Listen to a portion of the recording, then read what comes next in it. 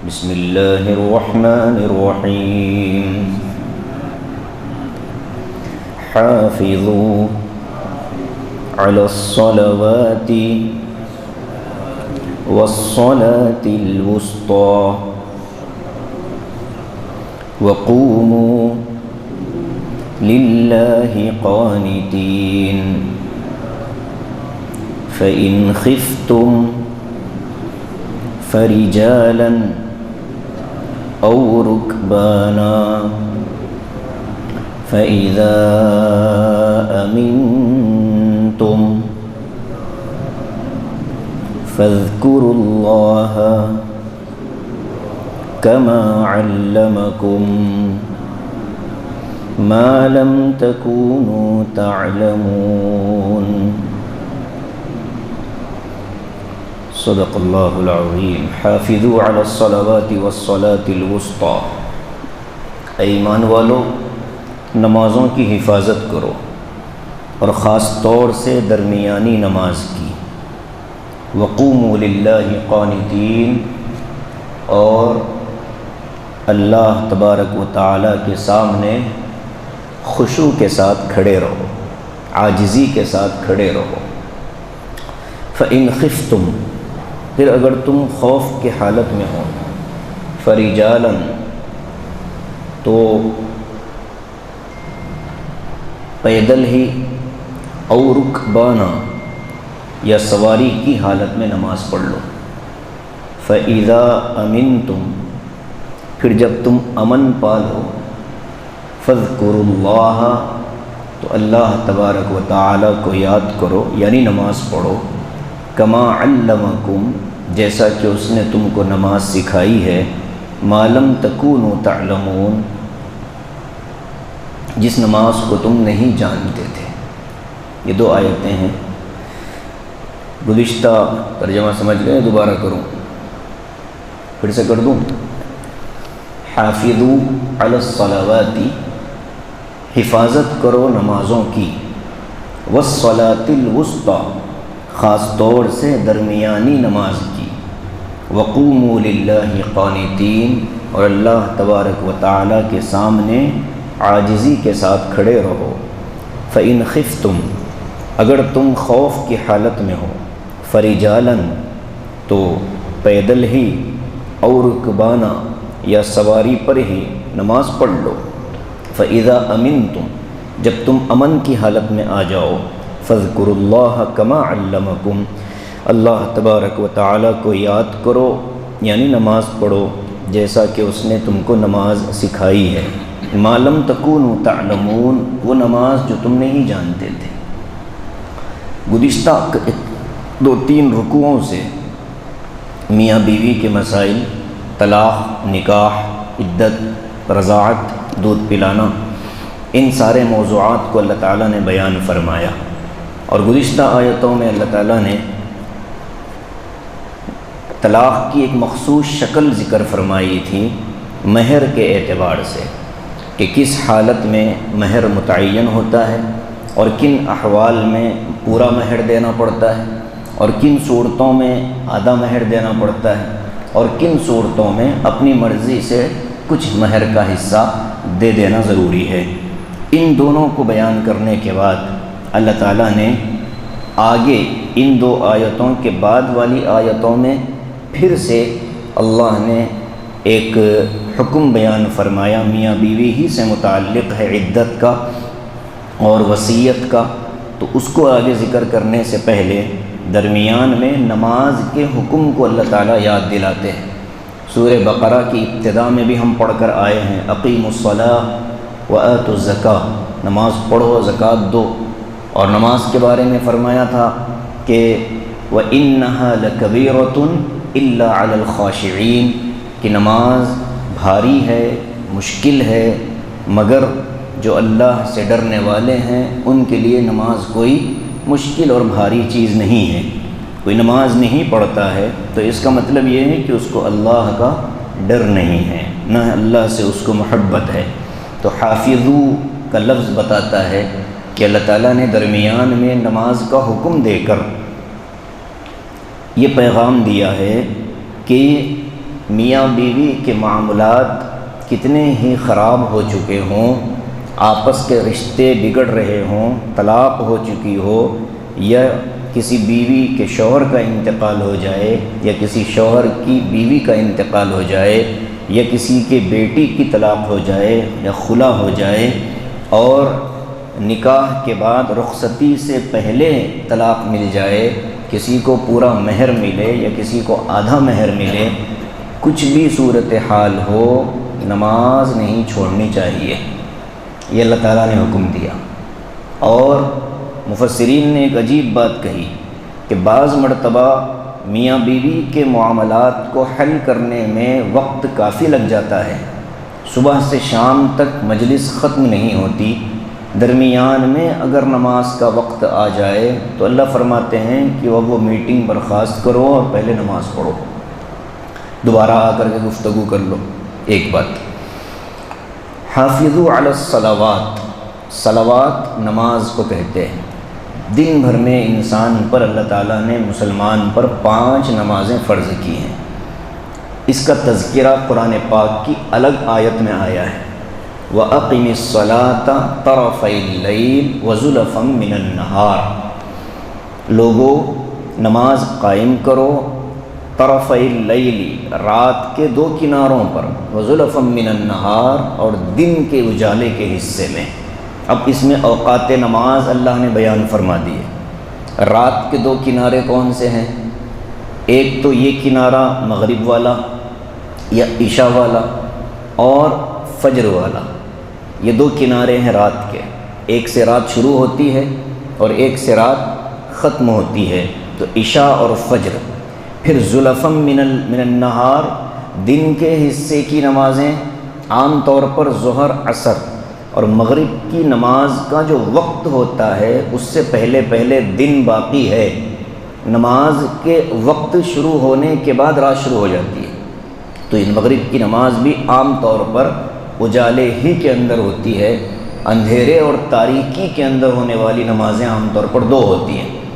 ہمارے علاقے میں چونکہ ہم احناف ہیں، حنفی المذہب ہیں، اس لیے ہم فجر کی نماز آخری وقت میں پڑھتے ہیں، ورنہ حنابلہ اور شافعیہ کے نزدیک فجر کی نماز اول وقت میں پڑھی جاتی ہے، بلکہ پوری نمازیں ہی وہ اول وقت میں پڑھتے ہیں، ہم آخری وقت میں پڑھتے ہیں۔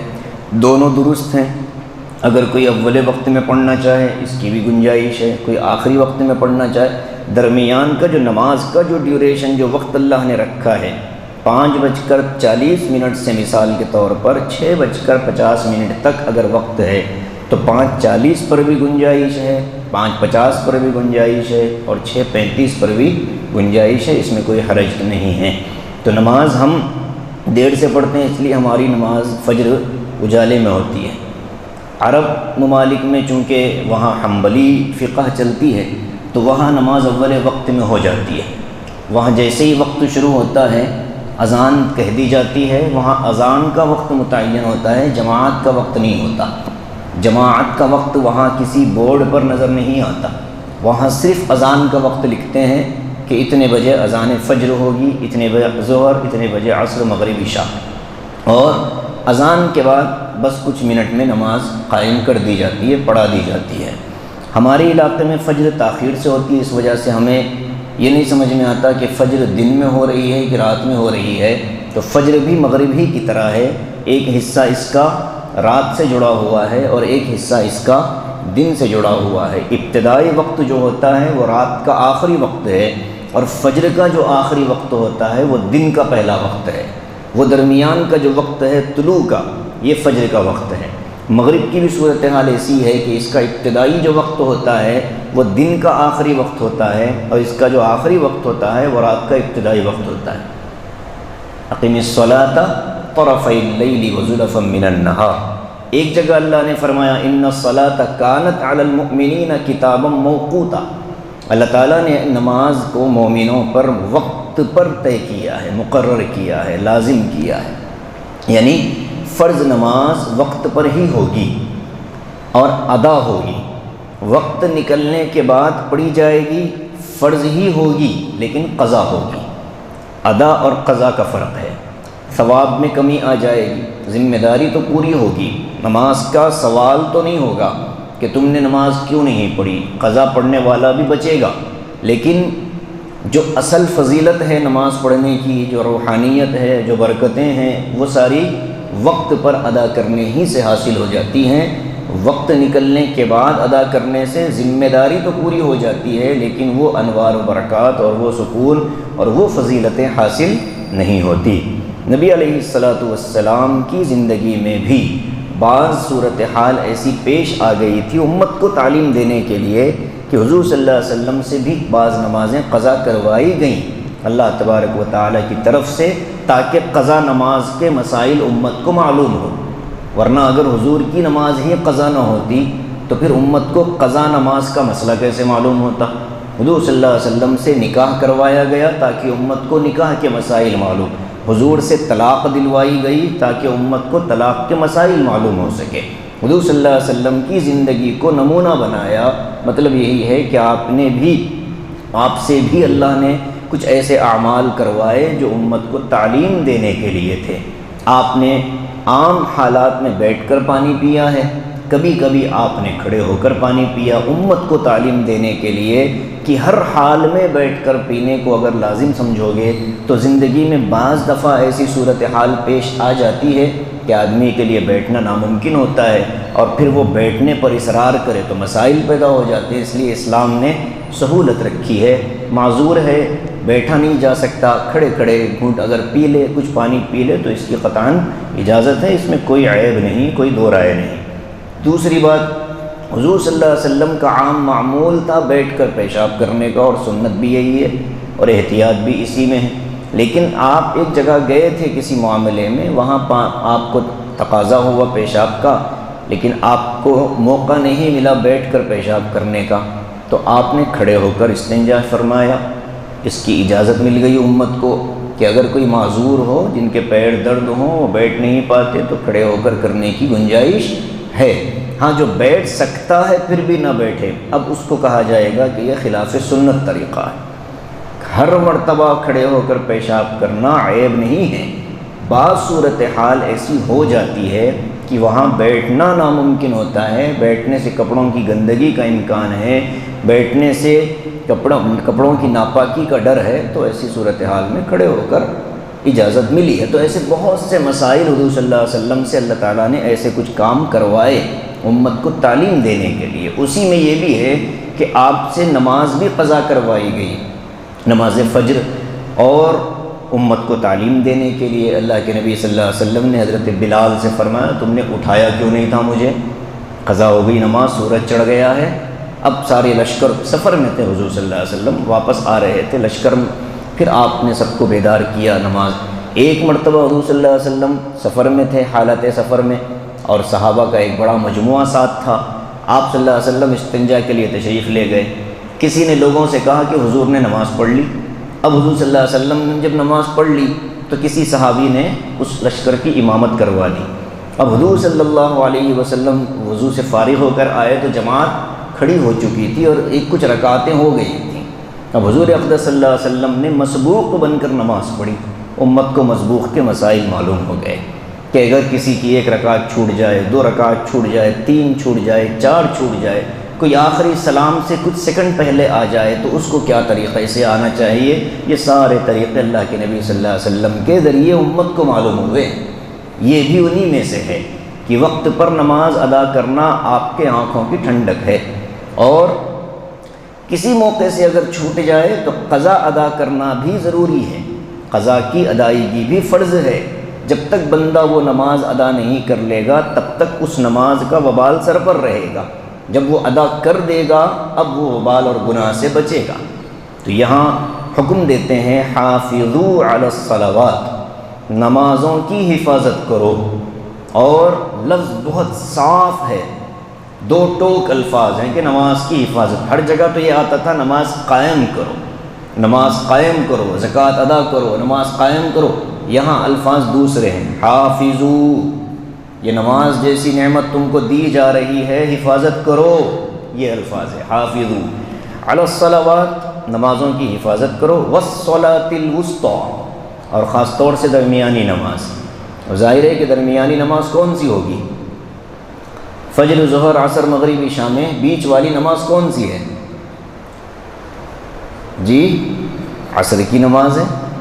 اہمیت کے ساتھ بیان فرمایا گیا کہ پانچوں نمازوں کی حفاظت تم کو کرنی ہی ہے، خاص طور سے نماز عصر کا اہتمام کرو. مطلب یہ نہیں کہ صرف نماز عصر پڑھو اور بقیہ چھوڑ دو، نہیں، بلکہ پانچوں پڑھنی ہی ہے اور عصر کو اہتمام سے پڑھنا ہے. اب اس ایک لفظ نے مفسرین کے ہزاروں صفحے کالے کروا دیے. اس ایک لفظ کی تشریح میں اتنی باتیں لکھی گئیں، اتنی باتیں، وہ ساری اگر میں سنانے لگوں تو وقت ناکافی ہوگا. پہلی چیز تو یہ بتائی کہ نماز، درمیانی نماز سے مراد نماز عصر ہے. دوسری چیز یہ بتائی کہ عصر کی نماز کو اہمیت کے ساتھ کیوں بیان کیا گیا. وجہ یہ لکھی ہے کہ ایک انسان فجر پڑھ لے گا، ظہر پڑھ لے گا، مغرب عشاء پڑھ لے گا، لیکن عصر کی نماز کی ادائیگی کی پابندی عام طور پر مشکل ہو جاتی ہے، کاروباری مشغولیت یا نیند کی وجہ سے. یاد قصہ سلطان شمس الدین التمش، قطب الدین بختیار کاکی رحمۃ اللہ علیہ نے اپنی وصیت میں یہ بات کہی تھی کہ میری نماز جنازہ وہ بندہ پڑھائے جس کی نماز عصر کی سنتیں نہ چھوٹی ہوں. نماز عصر نہیں بلکہ نماز عصر کی سنتیں تک نہ چھوٹی ہوں، ایسا بندہ نماز پڑھائے. دلی میں جنازہ رکھا گیا، اعلان کیا گیا، لیکن کوئی آگے بڑھنے کو تیار نہیں ہوا. تو سلطان شمس الدین التمش کھڑے ہوئے، چہرے پر نقاب ڈالا، آئے، نماز پڑھائی اور کہا کہ اللہ کی قسم ہے کہ میری نماز عصر کی قضا آج تک نہیں ہوئی اور میں نے سنتوں کے ساتھ نماز عصر پڑھی ہے. تو عصر کی نماز کی بڑی اہمیت ہے. اس کی بھی وجوہات لکھی ہیں. ایک وجہ تو لکھی ہے کہ عصر کی نماز پڑھنے والا پابندی سے نمازی کہلائے جانے کے قابل ہوتا ہے کہ یہ بندہ نمازی ہے. دوسری بات یہ لکھی ہے کہ عصر کی نماز کو پابندی سے آنے والا دنیا اور آخرت میں بہت بڑے نعمتوں کا مستحق بن رہا ہے. تیسری بات یہ لکھی ہے کہ عصر کے بعد کا وقت فرشتوں کی ڈیوٹی کے تبدیل ہونے کا وقت ہوتا ہے. دن کے فرشتے شام کو واپس جاتے ہیں اور شام کے فرشتے، رات کے فرشتے اس وقت نازل ہوتے ہیں. تو وہ وقت برکت والا ہے، اس لیے دونوں کے نام اعمال میں اس کی نیکی لکھی جاتی ہے کہ عصر پڑھنے والا بندہ دن کے فرشتوں کے ریکارڈ میں بھی نماز پڑھنے والا شامل ہوگا، اور جو فرشتے عصر کے بعد آئیں گے ان کے نام اعمال کے اندر بھی یہ بندہ نماز عصر پڑھ کر آ رہا ہے، یہ لکھا جائے گا. تو عصر کی نماز کی اہمیت بڑی زیادہ ہے، اس کو اس لیے اہمیت سے بیان کیا گیا. ترمذی کی ایک روایت ہے، حضور صلی اللہ علیہ وسلم نے فرمایا کہ جو آدمی عصر کی نماز چھوڑ دے اس کے لیے یہ نقصان اتنا بڑا ہے کہ اگر اس کا گھر، اس کا خاندان، اس کی اولاد اور اس کا مال سارا تباہ ہو جائے، وہ چھوٹا نقصان ہے. عصر کی نماز کا چھوڑنا اس سے بڑا نقصان ہے. اس لیے بہت اہمیت سے اس کو بیان کیا گیا. پڑھنا بھی چاہیے، اس کی بھی فکر کرنی چاہیے. آگے ایک لفظ ہے وَقُومُوا لِلَّهِ قَانِتِينَ، اللہ تعالیٰ کے لیے عاجزی کے ساتھ کھڑے ہونا. یہ کیوں فرمایا؟ تو اس کے بارے میں مفسرین کہتے ہیں کہ ہر انسان کو اللہ کے دربار میں کھڑے ہونے کا ادب سکھایا گیا ہے کہ تم جب نماز کے لیے مسجد میں آؤ تو عاجزی کے ساتھ آؤ، تکبر کے ساتھ نہ آؤ. مسجد میں تم پابندی سے نماز کو آتے ہو تو تمہاری ذمہ داری ہے کہ تم عاجزی میں سب سے آگے رہو. مسجد میں ادب کے ساتھ رہنا، عاجزی کے ساتھ رہنا، ڈر کر رہنا کہ یہ اللہ کا گھر ہے، لوگ نہیں ہیں، نماز کا وقت نہیں ہے. لیکن اکیلے بندہ بھی جب مسجد میں آئے تب بھی عاجزی کے ساتھ ڈرتے ہوئے آنے کا حکم ہے. جب مسجد میں آتے ہوئے ڈرنے کا حکم ہے، مسجد میں بیٹھنے کے آداب سکھائے گئے، مسجد میں گفتگو کا طریقہ سکھایا گیا، مسجد میں عبادت کے انتظار میں بیٹھنے کا طریقہ سکھایا گیا، تو اسی مسجد میں جب نماز کے لیے بندہ کھڑا ہوگا تو اس کی صورتحال کیا ہونی چاہیے؟ وہ بیان کرتے ہیں کہ عاجزی اور قنوت کے ساتھ کھڑے رہو، ڈر کر کھڑے رہو، قومو کھڑے ہو جاؤ، للہ قانتین، اللہ کے سامنے عاجزی کے ساتھ ڈرتے ہوئے، اور وہی نماز قابل قبول ہوگی جس میں عاجزی پائی جائے گی۔ جس نماز میں تکبر ہوگا وہ نماز نہیں ہوگی، وہ دکھاوا ہے۔ نماز تو عاجزی والی عبادت ہے۔ نماز میں انسان اپنی سب سے اعلیٰ درجے کی چیز، پیشانی، دنیا کی سب سے حقیر چیز مٹی، اس سے لگا دیتا ہے اور اللہ کو پکارتا ہے، سبحان ربی الاعلیٰ، اے اللہ، اے میرے رب جو سب سے بڑا ہے، آپ سب سے پاک ہیں۔ تو بندہ اپنی سب سے عظیم ترین چیز کو حقیر ترین چیز پر رگڑ کر اللہ کی بڑائی کا اعلان کرنے کے لیے مسجد میں آیا، تو گویا کہ اس نے اپنے آپ کی بھی نفی کر دی، اس نے اپنی بھی نفی کر دی کہ اللہ میں بھی کچھ نہیں ہوں، جو ہے آپ کی ذات ہے۔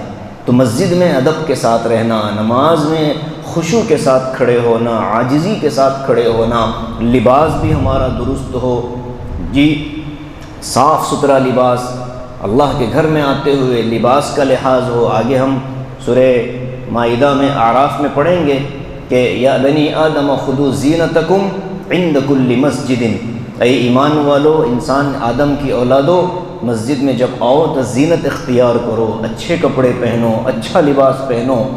جن لباسوں سے، جن کپڑوں سے دنیا کے افسروں کے اور بادشاہوں کے درباروں میں جاتے ہوئے تمہیں شرم آتی ہے، اس لباس کو پہن کر مسجد میں نہ آؤ۔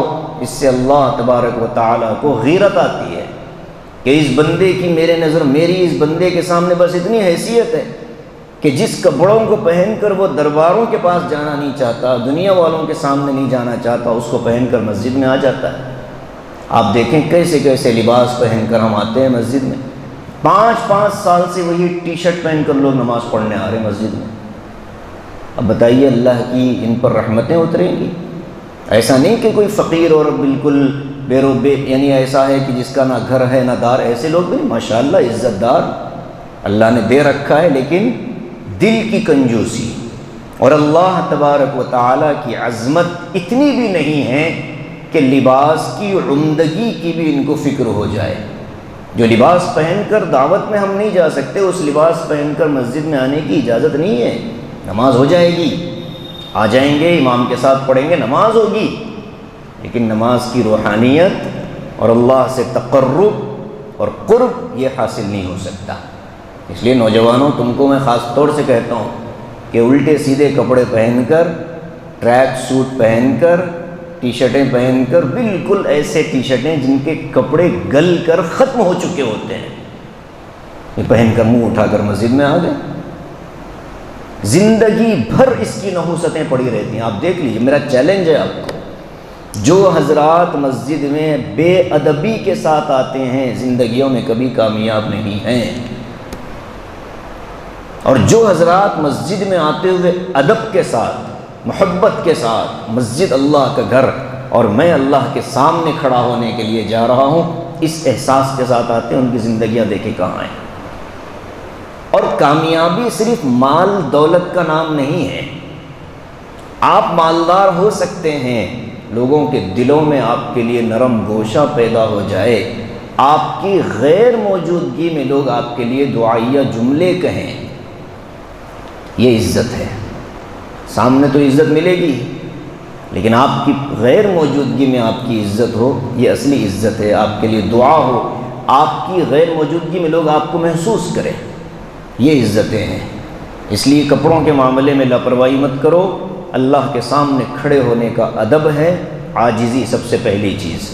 2-4 مہینے جم کرنے چلا گیا اور مسجد میں آ کر ایسے کھڑے ہوتا ہے جیسے کہ اب یہی جبرائیل کا نانا، ادھر والے کو بھی دبا رہا ہے، ادھر والے کو بھی دبا رہا ہے۔ سجدے میں گیا تو ایسے جائیں گا جیسے کہ اب یہ حیثیت کیا ہے تمہاری؟ تم کہاں کھڑے ہو؟ تم دائیں اور بائیں مصلیوں کے لیے آئے ہو کہ اللہ تبارک و تعالیٰ سے مانگنے آئے ہو؟ دیکھیں آپ 2-4 مہینے کا جم کرنے والا اس کی اتنی اوقات ہو گئی کہ وہ اللہ کے گھر میں آتا ہے تو سینہ تان کر آتا ہے، جبکہ اللہ تعالیٰ کا حکم کیا ہے؟ وَمَا كَانَ لَهُمْ أَن يَدْخُلُوهَا إِلَّا خَائِفِينَ۔ ان لوگوں کے لیے تو یہ چیز مناسب تھی کہ یہ اللہ کے گھر میں ڈرتے ہوئے لرزتے ہوئے آئے۔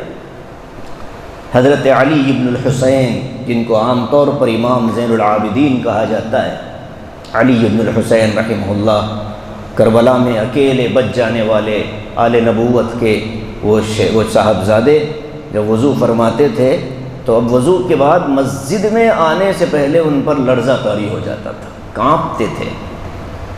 لوگ پوچھتے کہ حضرت کیا وجہ ہے؟ تو کہتے کہ بھائی ہاتھ منہ دھو کر کہاں جا رہا ہوں؟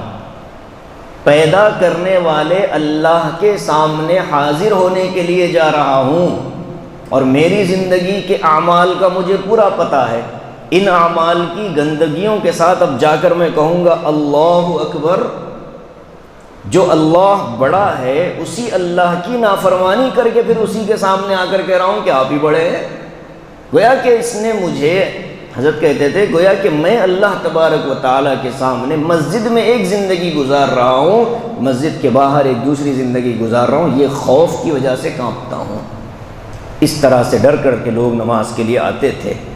آج اللہ معاف کرے، ہم دیندار سمجھے جانے والے لوگ ہی مسجد کو پامال کرتے ہیں۔ مسجد میں کپڑا ٹانگنا جائز نہیں، یہ دیکھیے آپ مسجد میں، یہ جائز نہیں ہے، یہ اللہ کا گھر ہے۔ کپڑے سکھانا جائز نہیں ہے۔ ارے بھائی، مسجد میں کسی گم شدہ چیز کا اعلان کرنا جائز نہیں ہے۔ مسجد کے اس مائک سے کہ بھائی فلاں صاحب کی کوئی چیز گم ہو گئی ہے، جس کسی کو ملے وہ حضور صلی اللہ علیہ وسلم کے نماز کے زمانے میں ایک شخص نے اٹھ کر کہا لوگوں میرا اونٹ گم گیا ہے، اگر کسی کو مل جائے تو حضور نے فرمایا اللہ کرے تیرا اونٹ ملے ہی نہ۔ مسجد کو اس کام کے لیے سمجھ رکھا ہے۔ دروازے پر آدمی کو کھڑا ہو جانا چاہیے اور ایک ایک بندے سے درخواست کرنی چاہیے کہ بھائی میری کوئی چیز فلاں چیز گم ہو گئی ہے، اگر مل جائے تو پہنچا دی جائے۔ مسجد کا مائک افطار پارٹی کے اعلانوں کے لیے نہیں ہے۔ مسجد کا مائک دینی معاملات میں استعمال ہو سکتا ہے، دینی معاملات کے لیے استعمال ہو سکتا ہے، اس کے علاوہ نہیں۔ فقہاء نے یہاں تک لکھا ہے مسجد کی کمیٹی کی اگر میٹنگ ہو رہی ہو تب بھی مائک کا استعمال جائز نہیں ہے، الا یہ کہ کوئی دعائیہ مجلس ہو۔ بہت نازک مسائل ہیں مساجد سے متعلق، کمیٹی کے افراد جو بھی ہوتے ہیں ان کو کم از کم 10% مسائل تو معلوم ہونے ہی چاہیے کہ ایک مسجد کے آداب کیا ہیں، مسجد میں کتنی آواز بلند کی جا سکتی ہے، کس قدر بلند آواز سے مسجد میں بات کی جا سکتی ہے ایک دوسرے سے، اس کی بھی۔ حضرت عمر رضی اللہ تعالیٰ عنہ بیٹھے تھے مسجد نبوی میں، کنکروں کا فرش بچھا ہوا تھا، تو 2 شخصوں کو دیکھا کہ آپس میں بات کر رہے ہیں، تو حضرت عمر رضی اللہ عنہ نے کنکر پھینک کر ان کو اشارہ کیا کہ چپ ہو جاؤ۔ لوگوں نے پوچھا حضرت یہ تو نصیحت کی بات تھی کہ آپ ان سے کہتے کہ خاموش رہو۔ حضرت عمر نے فرمایا ان دونوں کی وجہ سے میں اپنی نیکی کیوں خراب کروں، میں اپنی آواز کو مسجد میں بلند نہیں ہونے دیتا۔ یہ آداب ہیں مسجد میں رہنے کے، مسجد میں آنے کے۔ ہم نے مسجدوں کو پامال کر رکھا ہے، ہمارے سامان اس قدر بے ترتیبی کے ساتھ بکھرے پڑے رہتے ہیں، ہمارے لباس، میں ابھی جو پچھلے جمعہ یا مغرب پڑھ رہا تھا، انتہائی میلی کچیلی سڑی ہوئی ٹوپی مسجد کے قرآن کریم کے رکھے جانے کی جگہ پر رکھی ہوئی ہے۔ یعنی ہماری گندی ٹوپیاں قرآن مقدس کے رکھے جانے کی جگہ پر رکھی جاتی ہیں اور کسی کو پرواہ نہیں اس کی۔ یہ آداب سکھائے جانے چاہیے، بتانے چاہیے، تم کو بھی نوجوانوں کو ان چیزوں کو سیکھنے کی ضرورت ہے۔ وقوموا للہ قانتین، اللہ کے سامنے عاجزی سے کھڑے رہو۔ کسی زمانے میں خطیب حضرات جمعہ کا جب خطبہ آخری پڑھ دیتے تھے، جیسے ہی لوگ کھڑے ہوتے نا، اذکروا اللہ یذکرکم وادعوہ یستجب لکم، آج تک کسی بندے نے مجھ سے یہ نہیں پوچھا کہ ان الفاظ کا مطلب کیا ہے، کوئی نہیں پوچھتا۔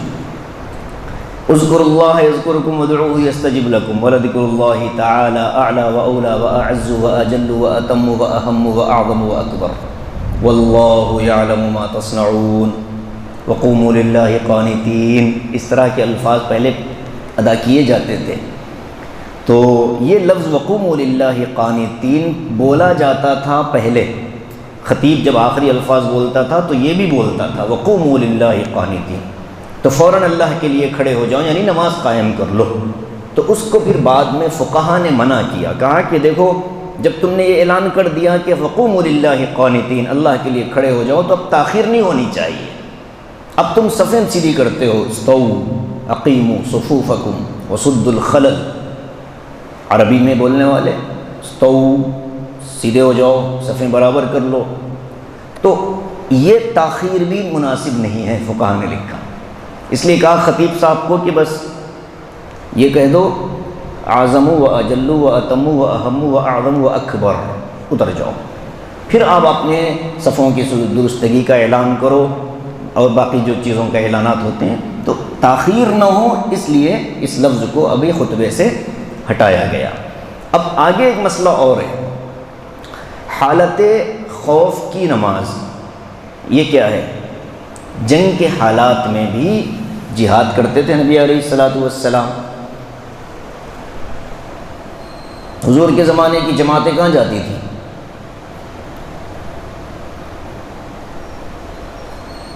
جہاد میں جاتی تھیں۔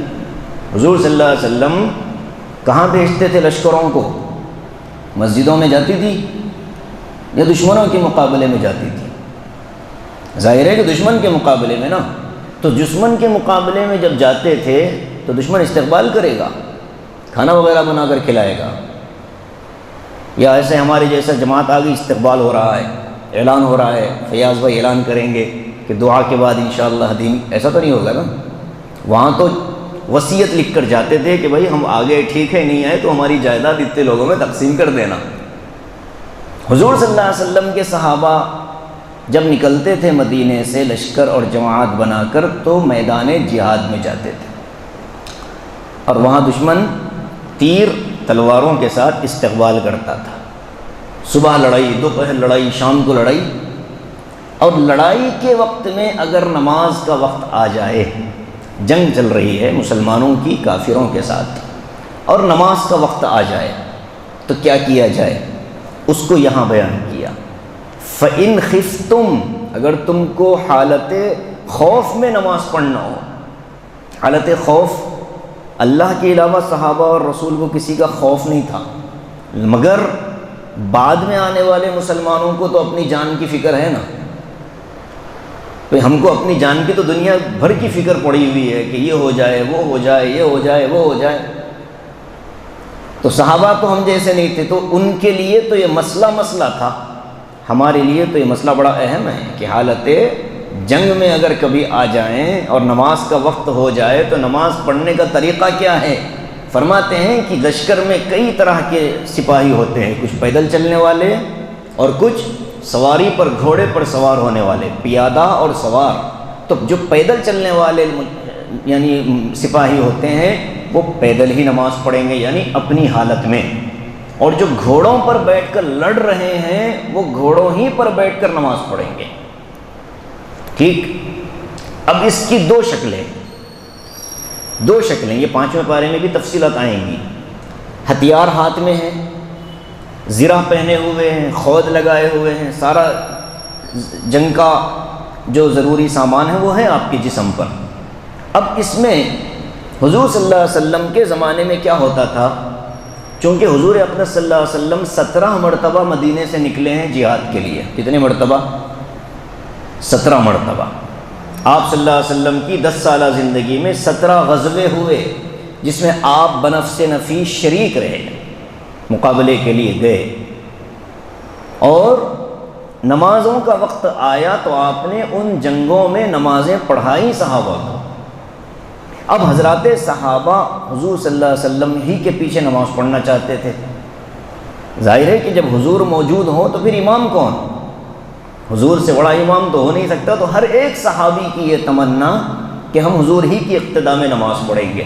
تو اللہ تعالیٰ نے طریقہ بتایا نماز کا کہ اگر کوئی ایسا بندہ نہیں ہے جماعت میں کہ جس کے پیچھے پورا لشکر نماز پڑھنا چاہے، تو پھر ایسا تو عام طور پر آج نہیں ہوتا، لیکن حضور کی موجودگی میں تو یہ ہوتا تھا۔ تو اللہ نے فرمایا کہ اگر ایسا کوئی وقت آ جائے کہ نماز ایک ہی بندہ پڑھائے گا اور سارا لشکر اسی کے پیچھے پڑھنا چاہے گا، تو پھر اس کے لیے نماز کا طریقہ بدل دیں گے۔ اور اگر ایسا نہیں ہے، ہر ایک جماعت اپنا ایک امام طے کر لے گی اور اپنی نماز پڑھ لے گی، تو اس کے لیے عام نماز کی طرح نماز ہوگی۔ لیکن سفر میں ہونے کی وجہ سے 4 رکعت والی نماز 2 رکعت میں بدل جائے گی۔ جب سفر لمبا ہوگا، دشمن کے علاقے میں جا کر جہاد ہوگا، تو ظاہر ہے کہ 4 والی نماز کو 2 رکعت میں تبدیل کر دیا جائے گا۔ تو ہر امام ہر جماعت کو لے کر کے 2 رکعت نماز پڑھا دے گا۔ اور اگر حضور صلی اللہ علیہ وسلم ہی امامت کرنا ہے اور پورا لشکر چاہتا ہے کہ حضور ہی کے پیچھے پڑھے، یا آج کے زمانے میں کوئی ایسا امیر اور قائد، کوئی ایسا اللہ کا ولی ہو کہ جس کے پیچھے لوگ نماز پڑھنا چاہیں حالت جنگ میں، تو اس کا طریقہ کیا ہے؟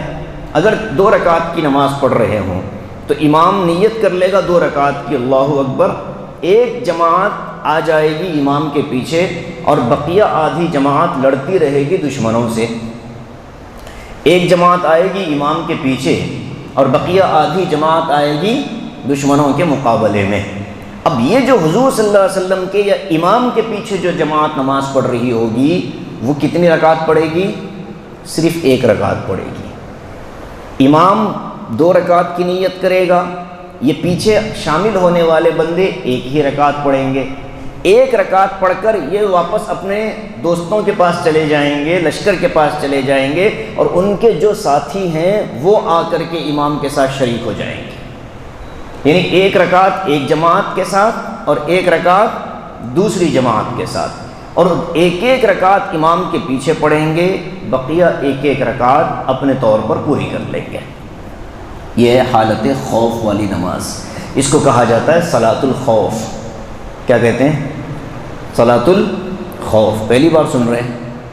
صلاۃ التسبیح سنا، صلاۃ الحاجہ سنا، صلاۃ التوبہ سنا، لیکن صلاۃ الخوف نہیں سنا۔ ہاں، اس لیے نہیں سنا کہ جہاد کا تذکرہ ہی نہیں ہوتا، چرچا ہی نہیں ہوتا، جہاد سے جڑی ہوئی چیز ہے یہ، عام حالات میں تو پڑھی نہیں جاتی۔ تو حالت خوف میں نماز بھی معاف نہیں ہے۔ آ گیا عین لڑائی میں اگر وقت نماز، قبلہ رو ہو کے زمیں بوس ہوئی قوم حجاز، ایک ہی صف میں کھڑے ہو گئے محمود و ایاز، نہ کوئی بندہ رہا اور نہ کوئی بندہ نواز۔ سب بادشاہ، لشکر، امیر، قائد سب ایک ہی صف میں کھڑے ہو گئے، حضور اقدس صلی اللہ علیہ وسلم کی قیادت میں نمازیں پڑھی۔ آپ نے 6 یا 8 مرتبہ صلاۃ الخوف پڑھائی۔ حضور صلی اللہ علیہ وسلم نے 6 یا 8 مرتبہ صلاۃ الخوف پڑھائی، اور 1 مرتبہ تو آپ غزوہ احد میں، ایک مسجد آج موجود ہے وہاں پر، مسجد فسح کے نام سے، پہاڑ کے دامن میں بالکل، اور اسی کے پیچھے وہ شق المحراث ہوا تھا جہاں آپ صلی اللہ علیہ وسلم کو پہاڑ نے پھٹ کر کے اپنے سینے میں چھپا لیا تھا۔ اس غار کے نیچے دامن میں مسجد بنی ہوئی ہے، پرانے حضور کے زمانے کی مسجد ہے۔ اس مسجد میں آپ نے احد کے دن ظہر کی نماز پڑھائی تھی حالت جنگ میں۔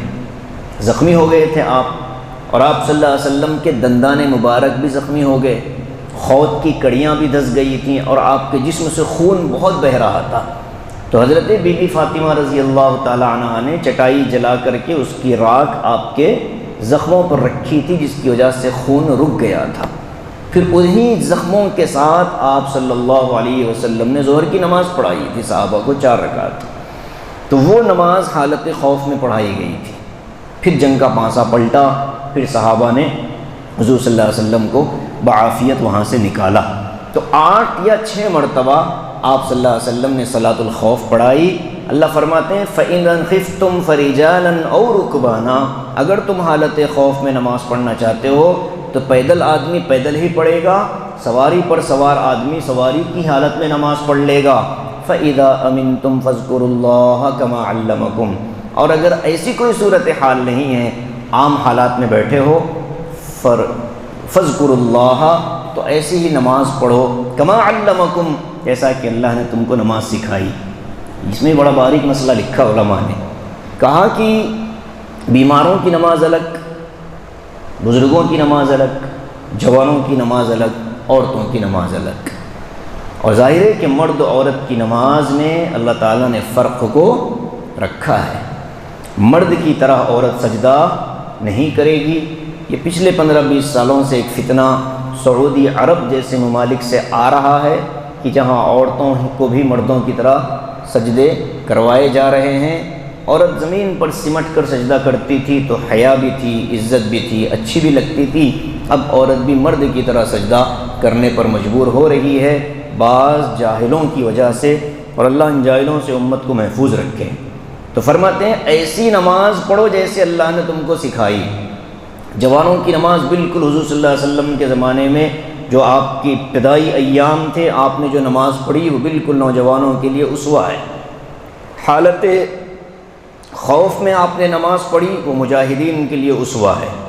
آپ صلی اللہ علیہ وسلم نے ایام مرض کے اندر نماز پڑھی، وہ بیماروں کے لیے اسوہ ہے، معذورین کے لیے اسوہ ہے۔ اور آپ صلی اللہ علیہ وسلم نے آخری زندگی میں جو نماز پڑھی وہ بزرگوں کے لیے اسوہ ہے کہ جو بزرگ ہیں لیکن بیمار نہیں ہیں، عمر ہو گئی، صحت اچھی ہے، اب ان کو بعض ایسے عوارض لگ گئے کہ وہ جوانوں کی طرح نماز نہیں پڑھ سکتے، تو ان کے لیے بھی حضور صلی اللہ علیہ وسلم کی نماز میں نمونہ ہے۔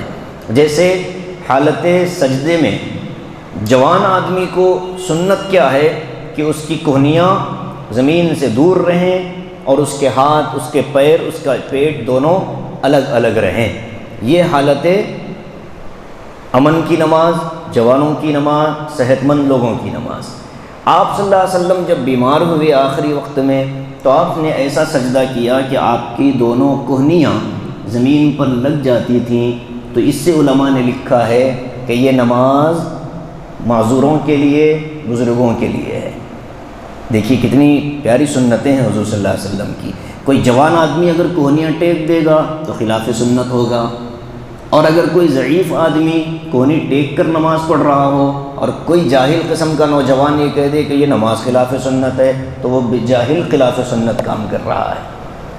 ایسے ہی حضور صلی اللہ علیہ وسلم مسجد نبوی میں تشریف لائے، بیماری کی حالت میں صدیق اکبر رضی اللہ تعالیٰ عنہ نماز پڑھا رہے تھے۔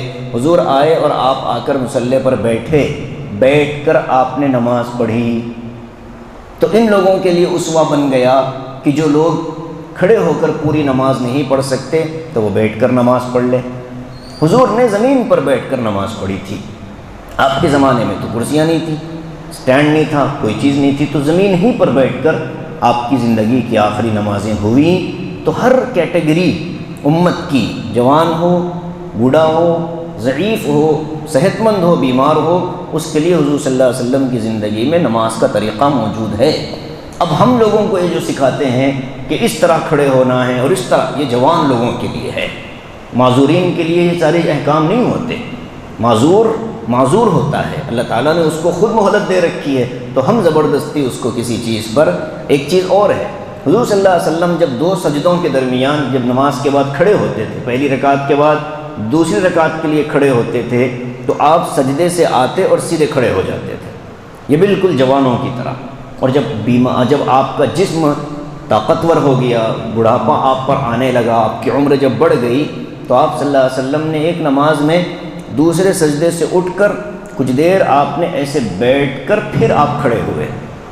تو اب علماء فقہا کیا کہتے ہیں کہ یہ جو کچھ دیر کے لیے آپ کا بیٹھنا ہوا، یہ عام نماز کی حالتوں میں نہیں تھا، بلکہ بیماری کے ایام میں آپ نے راحت کے طور پر بیٹھ کر نماز پڑھی۔ اب آج اس عمل کو دیکھ کر کوئی جوان آدمی یہ کرنا شروع کر دے تو اس کو کیا کہا جائے گا؟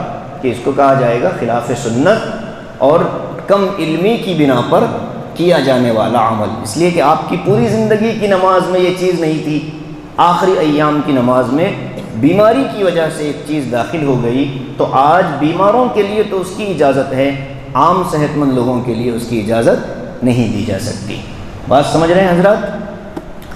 فَإِذَا أَمِنْتُمْ فَاذْكُرُوا اللَّهَ كَمَا عَلَّمَكُمْ، جب اللہ تعالیٰ نے تم کو امن دے دیا تو پھر ایسے نماز پڑھو جیسے اللہ نے تم کو سکھایا، اور وہ نماز جو تم نہیں جانتے تھے۔ یعنی احکام نماز کے ہم کہاں آج بھی کون نہیں دعویٰ کر سکتا ہے کہ مجھے نماز کے سارے احکام معلوم ہو چکے ہیں۔ اللہ اکبر سے لے کر السلام علیکم تک کے سارے مسائل کسی کو معلوم ہو گئے ہوں تو بہت اچھی چیز ہے، ورنہ عام طور پر نہیں معلوم ہو پاتے۔ اس لیے ہم کو سیکھنا چاہیے نماز کے مسائل، طریقے، احکام، فضیلتیں تو ہم جانتے ہیں کہ نماز پڑھنے پر کیا فضیلت ہے، نماز کے چھوڑنے پر کتنا بڑا گناہ، یہ ساری چیزیں معلوم ہونی چاہیے۔ حضور نے فرمایا کہ جو آدمی جان بوجھ کر نماز چھوڑ دے، ارے چلو چھوڑیں گے، کون پڑھے گا، آدمی کافر ہو جائے گا۔ اگر کوئی یہ کہے کہ نماز کا وقت ہو گیا، ارے چلو چھوڑو، کون پڑھے گا نماز، کافر ہو جائے گا بندہ۔ حضور نے فرمایا من ترک الصلاۃ متعمدا، جو آدمی جان بوجھ کر نماز ترک کر دے، جان بوجھ کر۔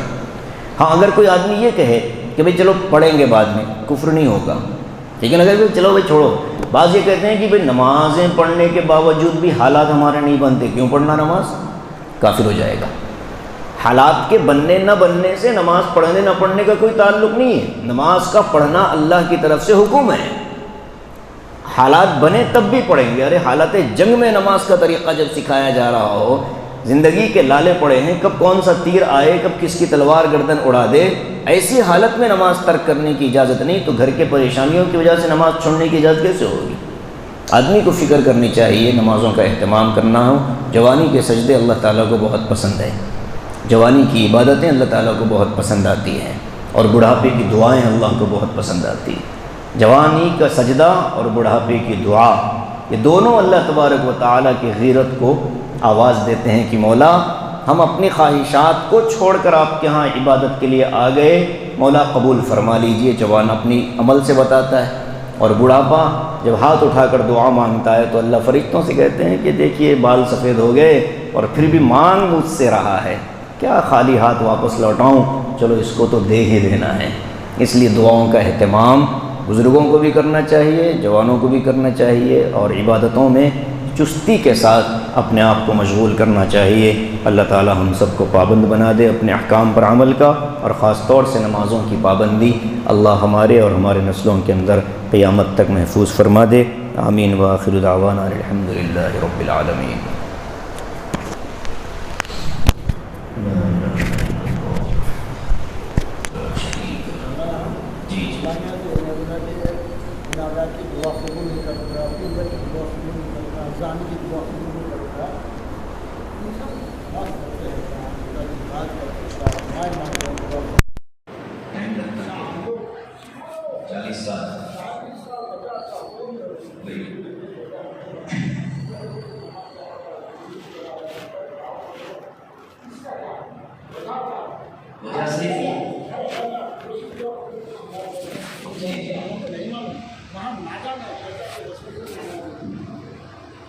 جی نہیں، یہ بھی شیطانی وسوسہ ہی ہے